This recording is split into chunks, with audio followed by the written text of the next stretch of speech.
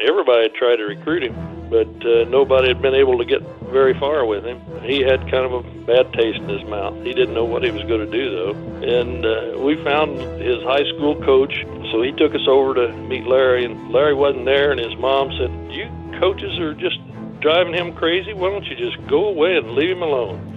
Bam, she closed the door. And Gary said, "Wow, she must have had a bad day because she's normally real nice."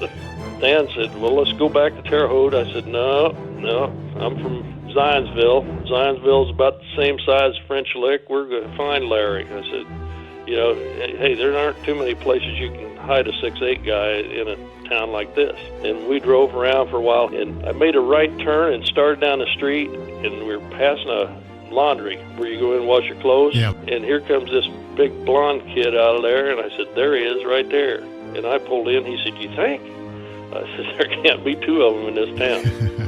And I got out and introduced myself. He wouldn't shake hands because he had been working on his truck, and he was carrying a basket of clothes, and he put it in the car, and I started talking to him about, we'd like to talk to you about Indiana State. He said, "Well, I'm busy working on my truck right now. I just don't think I have time right now." And his grandmother, she heard me talking with him.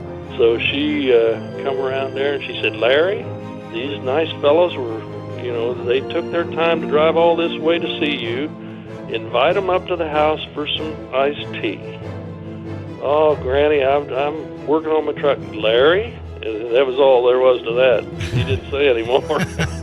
So we followed him up there, and she fixed his tea, and we sat and talked with him. And we had a lot in common, small towns, and just we knew each other, I was talking about recruiting. We had to have a point guard, and he said, "Well, you ought to get Kevin Carnes."